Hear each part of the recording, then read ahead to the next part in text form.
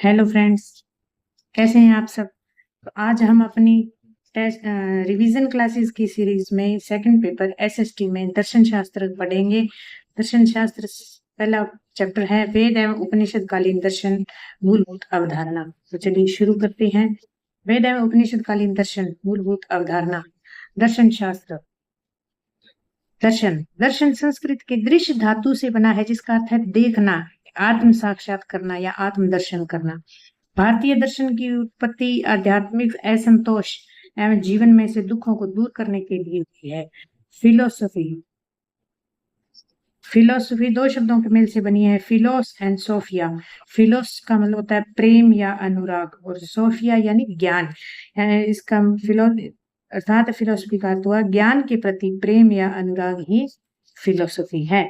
पाश्चात्य दर्शन की उत्पत्ति उत्सुकता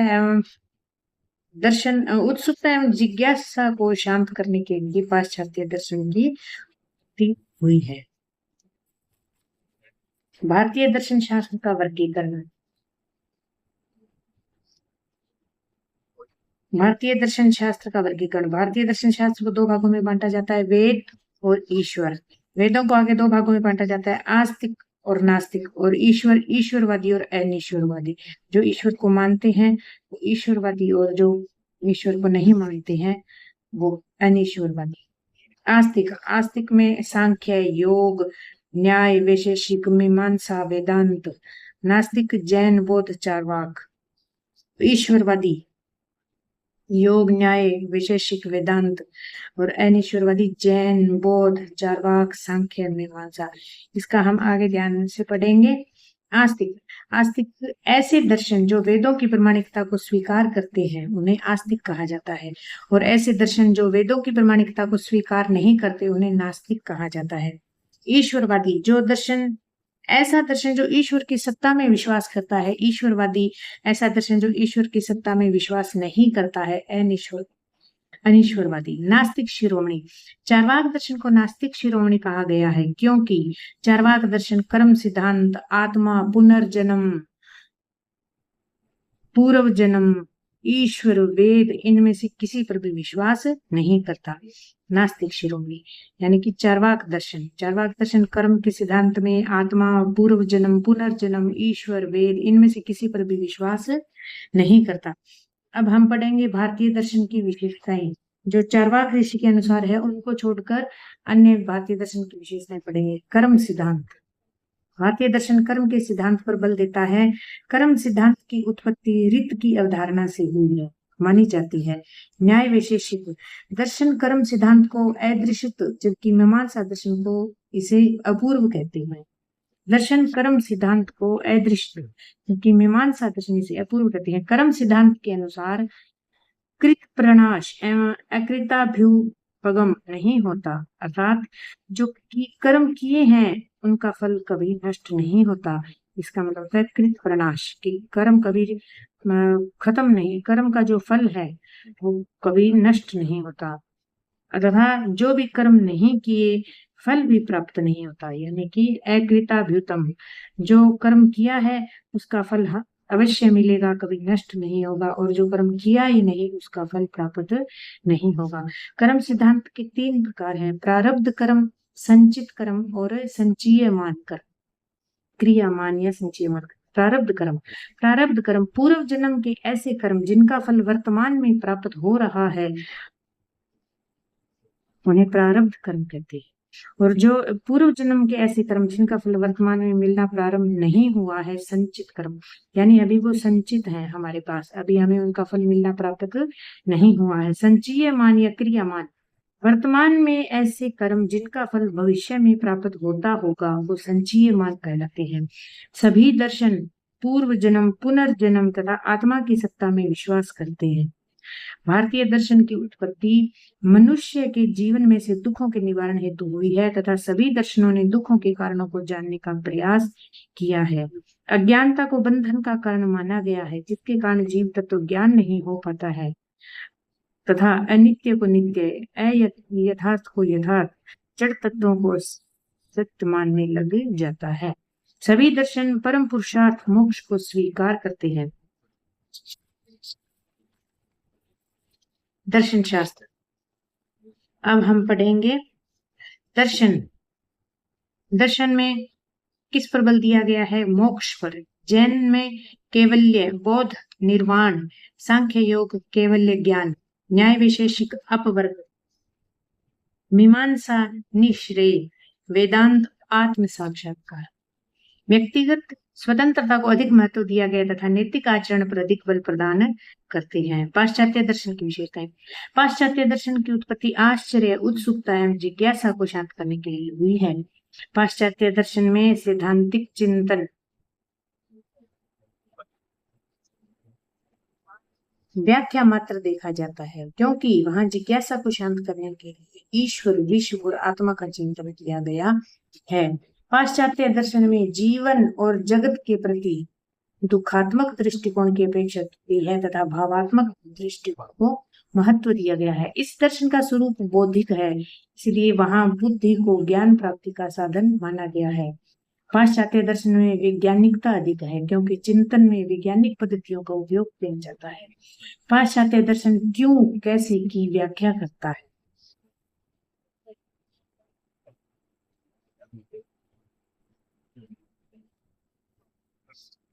दर्शन शास्त्र की शाखाएं। दर्शन शास्त्र की शाखाएं।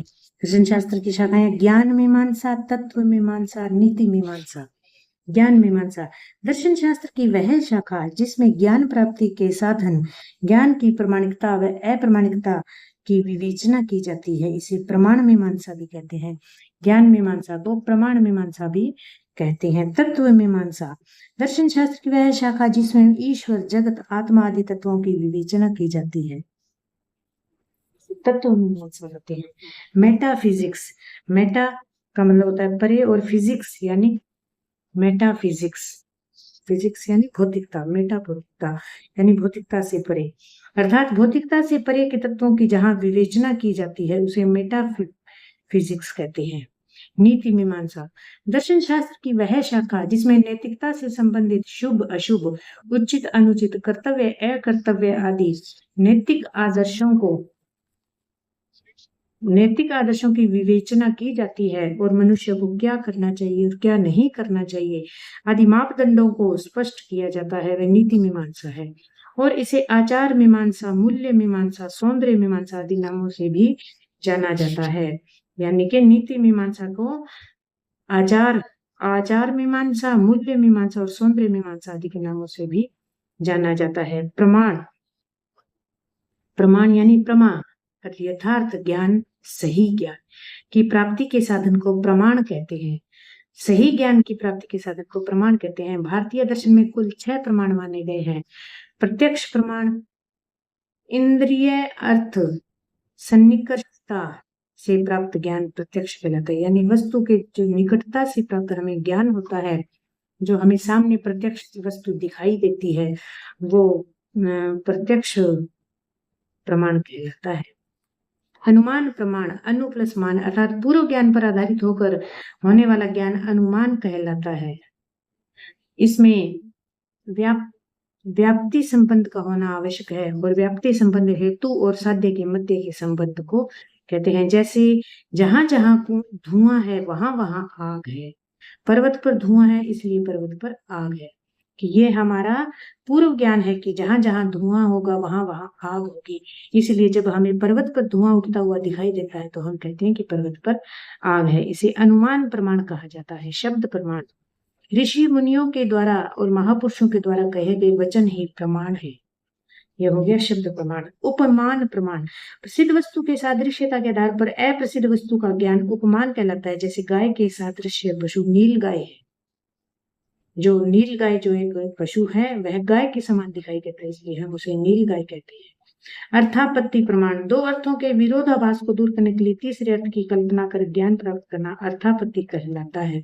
जैसे देवदत्त दिन में खाना नहीं खाता परंतु मोटा है, अर्थात देवदत्त रात को भर पेट खाना खाता है। यानी कि दो अर्थों के, अगर वो खाना नहीं खाता है तो इसका विरोधाभास हो गया कि अगर वो खाना नहीं खाता है तो वो मोटा क्यों है, क्योंकि वह रात को भर पेट खाना खा लेता है। इसको कहते हैं अर्थोपत्ति प्रमाण। अनुपलब्धि, अनुपलब्धि प्रमाण समय विशेष व स्थान विशेष पर किसी वस्तु के अभाव का ज्ञान अनुपलब्धि प्रमाण कहलाता है। प्रमाण कितने प्रकार के होते हैं? 6 प्रकार के। प्रत्यक्ष प्रमाण, प्रत्यक्ष प्रमाण, अनुमान प्रमाण, शब्द प्रमाण, उपमान प्रमाण, अर्थोपत्ति प्रमाण और अनुपलब्धि प्रमाण।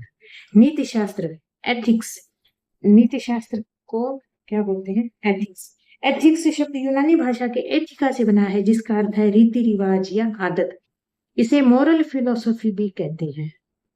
और मोरल शब्द लैटिन भाषा के मोरेस से बना है। मोरल शब्द लैटिन भाषा के शब्द मोरेस से बना है, जिसका अर्थ होता है रीति रिवाज।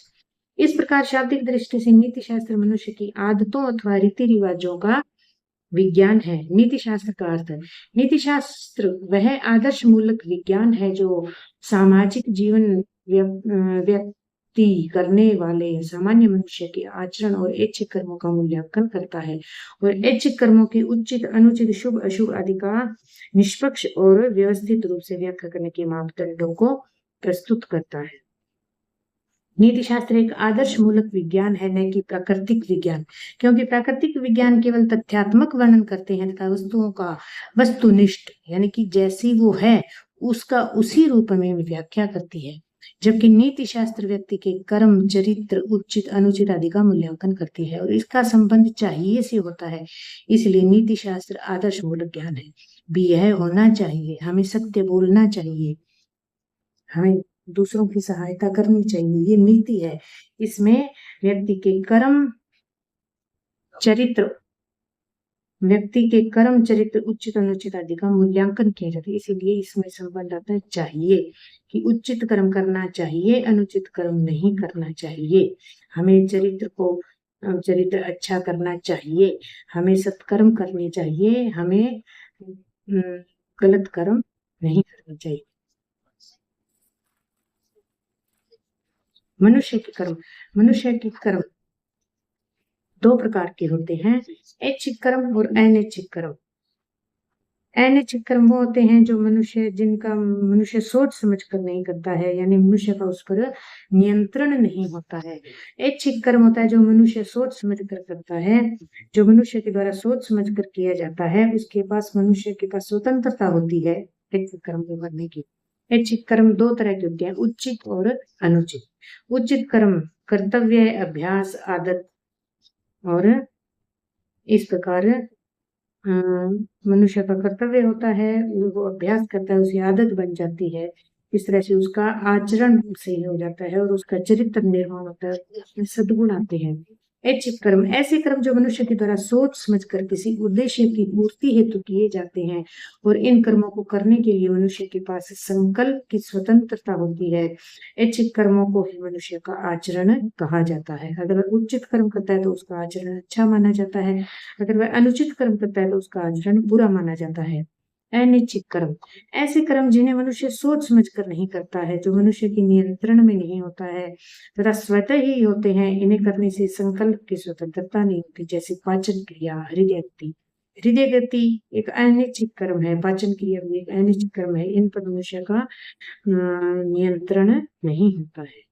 नीति शास्त्र में मानसिक रूप से विक्षिप्त व्यक्ति के कर्म, छोटे बालकों के कर्म और पशुओं के कर्म को भी अनैच्छिक कर्म के अंतर्गत रखा गया है, क्योंकि विक्षिप्त व्यक्ति उसका मानसिक संतुलन सही नहीं होता है, वह सोच समझकर कार्य नहीं करता है। छोटे बालकों का अभी मानसिक संतुलन, छोटे बच्चे जो हैं अभी मानसिक रूप से परिपक्व नहीं होते हैं, इसलिए उनके कर्म या पशुओं के कर्म, इनको अनैच्छिक कर्म में माना गया है।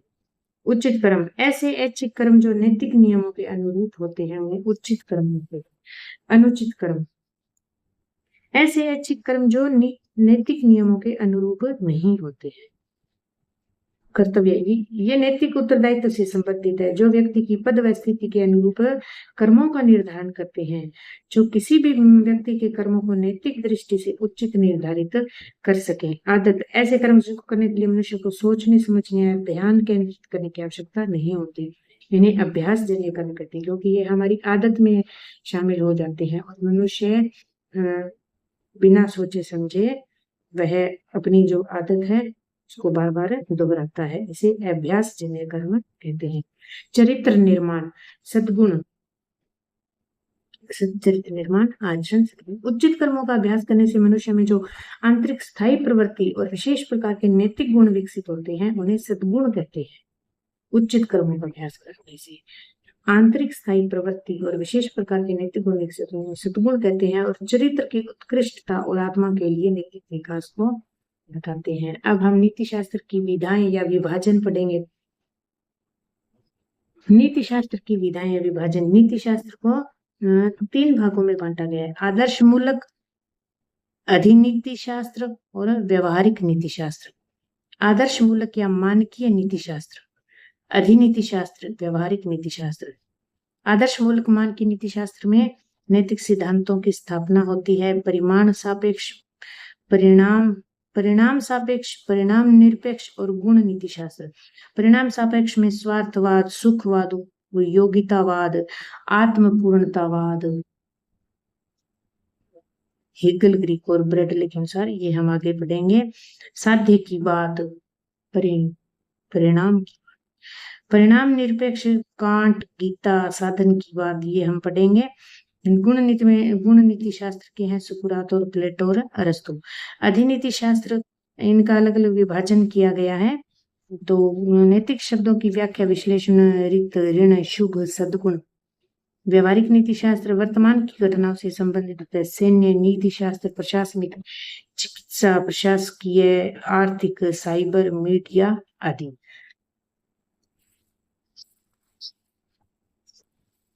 अब हम यहाँ पर उनको डिटेल में पढ़ेंगे। आदर्श मूलक या मानकीय नीति शास्त्र। आदर्श मूलक नीति शास्त्र का उद्देश्य है मनुष्य को उसके कर्मों के लिए कुछ विशेष नियमों, सिद्धांतों और आदर्शों का युक्ति संगत प्रतिपादन करता है। जैसे शुभ अशुभ, उचित अनुचित, कर्तव्य अकर्तव्य आदि से संबंधित सभी समस्याओं का आदर्श मूलक नीति शास्त्र में विचार किया जाता है। अनीति शास्त्र, इसे विश्लेषणात्मक या आलोचनात्मक नीति शास्त्र भी कहते हैं। इसमें नैतिक निर्णयों के स्वरूप, उनके अर्थ आदि का विश्लेषण, नैतिक निर्णयों के औचित्य अनुचित्य का निश्चय किया जाता है। शुभ, उचित, कर्तव्य आदि का नैतिक शब्दों का वास्तविक अर्थ बतलाया जाता है। व्यवहारिक नीति शास्त्र, इसका संबंध वर्तमान की घटनाओं से होता है और वर्तमान में घटित होने वाली समस्याओं तथा हमारे आसपास घटित होने वाली विभिन्न प्रकार की घटनाओं से संबंध माना जाता है। व्यवहारिक नीति शास्त्र में इसमें सैन्य नीति शास्त्र, खेल नीति शास्त्र, चिकित्सा नीति शास्त्र, ये जो हमारे आसपास की घटनाएं होती है, जैसे हमारे आसपास सैन्य गतिविधियां होती है, खेल, चिकित्सा, जिनके बारे में हम दिन प्रतिदिन सुनते रहते हैं। व्यक्तिगत नीति शास्त्र, पर्यावरणीय नीति शास्त्र, प्रशासकीय, मीडिया, साइबर नीति शास्त्र आदि को व्यवहारिक नीति शास्त्र में सम्मिलित किया जाता है। परिणाम सापेक्षवाद, इसके अनुसार जो नैतिक रूप से उचित है वही शुभ है और शुभ परिणाम उत्पन्न करता है। जो नैतिक रूप से उचित है वही शुभ है और वही शुभ परिणाम उत्पन्न करता है। शुभ अशुभ कुछ भी स्वाभाविक रूप से नहीं होता, अपितु परिणाम निर्धारित करता है। इसे झूठ बोलने वाला अथवा किसी को हानि पहुंचाने वाला अनुचित तभी होगा कि परिणाम क्या है। अगर हमारे झूठ बोलने से किसी का नुकसान होता है या अगर हम हानि पहुंचाने से अगर किसी को सच में हानि हो जाती है तो इसका जो परिणाम निकलता है, यदि उसमें शुभ परिणाम आता है तो वह उचित है। यानी कभी कभी किसी को बचाने के लिए जब कोई झूठ बोला जाता है तो हम कहते हैं कि किसी को बचाने के लिए झूठ बोलना पाप नहीं, क्योंकि इससे किसी का नुकसान नहीं होता है। तो ऐसे में अगर झूठ बोलने से अगर हमारा परिणाम अशुभ नहीं निकलता है, शुभ निकलता है, तो ये झूठ बोलना भी उचित है। यानी कि कोई भी जो कुछ भी जो कार्य है वह शुभ है या अशुभ है कि उसके परिणाम पर डिपेंड करता है। परिणाम निरपेक्षवाद, ये कर्तव्य पर आधारित है और कर्तव्य निरपेक्ष नैतिक नियम के पालन से जुड़े हैं और नैतिकता कर्तव्य के पालन में ही निहित होती है। उचित होना शुभ होने से अधिक अच्छा है। चाहे कुछ परिणाम या मनुष्य के कर्म भले ही शुभ परिणाम उत्पन्न न करे तब भी उचित कहलाते हैं। कि कोई व्यक्ति अगर झूठ बोल रहा है तो हम अगर उसको झूठ, अगर वो किसी का जैसे एग्जाम में कोई चीटिंग कर रहा है तो हम उसको उसकी शिकायत वगैरह लगाकर उसको सबके सामने बता देते हैं, तो उससे उसके लिए वो परिणाम शुभ नहीं होगा, लेकिन फिर भी वो उचित है, क्योंकि हमने उसे गलत कार्य करने से रोकने का प्रयास किया है। गुण नीति शास्त्र जो मन और चरित्र के गुणों पर जोर डालता है और यह गुणों की प्रकृति, उसकी परिभाषा और उससे संबंधित समस्याओं की चर्चा करता है। नैतिक शब्द मनुष्य के कर्म का निर्धारण करते हैं, व्यक्ति के चरित्र का निर्धारण मूल्यांकन करते हैं। मनुष्य के कर्मों का मूल्यांकन, उचित अनुचित या कर्तव्य है, कर्तव्य से मनुष्य के कर्म होते हैं। मनुष्य उचित कर्म करता है, अनुचित करता है, मनुष्य अपने कर्तव्य निभाता है, वो अकर्तव्य करता है। और चरित्र शुभ अशुभ, अच्छा बुरा, प्रशंसनीय निंदनीय, उत्तम और अधर्म। वेद संस्कृत के विद धातु से बना है, जिसका अर्थ है जानना या ज्ञान। विद संस्कृत के विद धातु से बना है। वेदों को ज्ञान का भंडार कहा गया है। वेदों में अभिष्ट और अनिष्ट से दूर रहने के अलौकिक उपायों की चर्चा की है। अभिष्ट यानी सुख समृद्धि और अनिष्ट यानी दुख, ज्यादा अधिक सुख समृद्धि से और दुखों से दूर रहने के अलौकिक उपायों की चर्चा की गई है। वेदों का उद्देश्य मनुष्य के जीवन में सुख या आनंद की प्राप्ति है और यही वेदों की विषय वस्तु है। वेदों में कर्म कांड की प्रधानता पाई जाती है। वैदिक कालीन समाज में भौतिक ऐश्वर्य एवं सांसारिक सुख समृद्धि महत्व देने वाले प्रकृति मार्ग की चर्चा पाई जाती है। वेदों में पाप पुण्य नैतिक कर्तव्य और सद्गुणों संबंधी चर्चा पाई जाती है। वेदों में सत्य बोलना, माता पिता और गुरुजनों की सेवा, उनका सम्मान करना, प्राणी मात्र के लिए दया या प्रेम करना आदि नैतिक मूल्य के जो पुण्य की श्रेणी में रखे गए हैं। इन कार्यों को जैसे सत्य बोलना, माता पिता और गुरुजनों की सेवा करना, उनका सम्मान करना, प्राणी मात्र के प्रति दया रखना, ये नैतिक मूल्य जो हैं ये पुण्य की श्रेणी में रखे गए हैं। जबकि चोरी करना, झूठ बोलना, हत्या करना, भ्रष्टाचार करना, नैतिक कर्तव्यों का उल्लंघन करना, इनको पाप की श्रेणी में रखा गया है। वेदों का संकलन करता कृष्णद्वैपायन व्यास, वेद व्यास जी वेदों के संकलन करता थे, जिनका पूरा नाम था कृष्णद्वैपायन व्यास। वेदों के प्रकार, वेद जैसे हमें पता है वेद 4 होते हैं, ऋग्वेद, यजुर्वेद, सामवेद, अथर्ववेद। ऋग्वेद इसमें देवी देवताओं की प्रार्थना से संबंधित मंत्रों का संकलन है। ऋग्वेद में मंत्र है, देवी देवताओं से प्रार्थना संबंधी मंत्रों का संकलन है। यजुर्वेद में यज्ञ के विधि विधान का उल्लेख है, यज्ञ के विधि विधान का उल्लेख है। सामवेद में ये संगीत प्रधान है, गायन है, इसमें संगीत प्रधान है। अथर्व वेद में जादू टोना तंत्र मंत्र आदि की चर्चा की है। ऋग्वेद मंत्र है, यजुर्वेद में यज्ञ विधि विधान यानी कर्म कांड वगैरह है। सामवेद में गायन और संगीत है। अथर्ववेद में जादू टोना तंत्र मंत्र आदि की चर्चा की गई है। वेद त्रयी, ऋग्वेद, यजुर्वेद और सामवेद को संयुक्त रूप से ऋग्वेद, यजुर्वेद और सामवेद इन तीनों को संयुक्त रूप से वेद त्रयी कहा गया है। त्रिविध, ऋग्वेद, यजुर्वेद और सामवेद तीनों का ज्ञाता जो होता है उसे त्रिविध कहते हैं। ऋत्विज, ऐसे ऋषि मुनि या पुरोहित जो यज्ञ हवन आदि संपन्न कराते हैं उन्हें ऋत्विज कहते हैं। ऋत्विज 4 होते हैं, होत्र, अधर्व्यू, उद्गाता और ब्रह्म। ये क्या है? ये ऋत्विज है। ऋत्विज 4 होते हैं। होता या होत्री, इसका कार्य मंत्रों के उच्चारण के द्वारा देवी देवताओं का आह्वान करना है, ये ऋग्वेद का ऋत्विज है। अधर्व्यू, इसका कार्य यज्ञ का विधिवत संपादन करना है, ये यजुर्वेद का ऋत्विज है। उद्गाता, इसका कार्य मंत्रों का मधुर गान में जाप करना है और ये सामवेद का ऋत्विज है। सामवेद में है ही संगीत प्रधान, अभी हमने पढ़ा है कि गायन और संगीत प्रधान है, तो जहाँ पे मंत्रों का गायन होता है, मधुर स्वर में जाप करना या गायन करना, उसे उद्गाता कहते हैं। यह सामवेद का ऋत्विज है। और जो मंत्रों का उच्चारण करता है, अभी हमने पढ़ा था कि ऋग्वेद में मंत्रों का संकलन है, वो जो मंत्रों का उच्चारण करता है वह होत्री होता है, यह ऋग्वेद का ऋत्विज है। और यजुर्वेद में हमने पढ़ा था कि यज्ञ का विधि विधान, तो जो यज्ञ का विधिवत संपादन करता है वह यजुर्वेद का ऋत्विज। सामवेद में सामवेद गायन और संगीत प्रधान है, जो तो इसीलिए जो मंत्रों का मधुर स्वर में जाप करता है वह सामवेद का ऋत्विज है। ब्रह्मा अथर्ववेद यानी जो इसका कार्य यज्ञ, ब्रह्मा क्या होता है, इसका कार्य यज्ञ की अध्यक्षता करना है।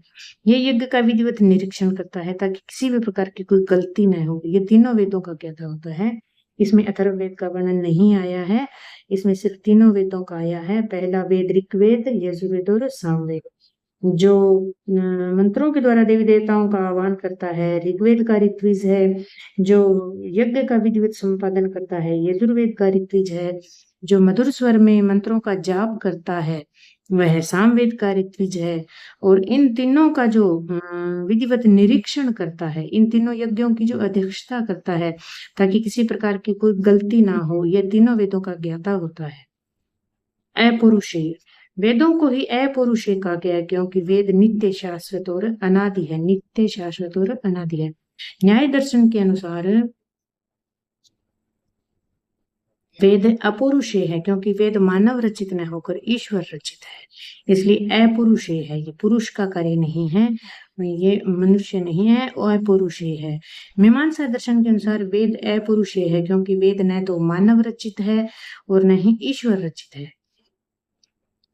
अर्थात वेद तो उन तत्वदर्शी ऋषियों के अनुभूतियों के परिणाम है जिन्हें तत्वों का ज्ञान प्राप्त होता है। श्रुति वेदों को ही रीति कहा गया है क्योंकि गुरुकुल परंपरा में वेदों को सुनकर याद रखा जाता था। आज के लिए इतना ही, बाकी कल पढ़ेंगे। Thank you.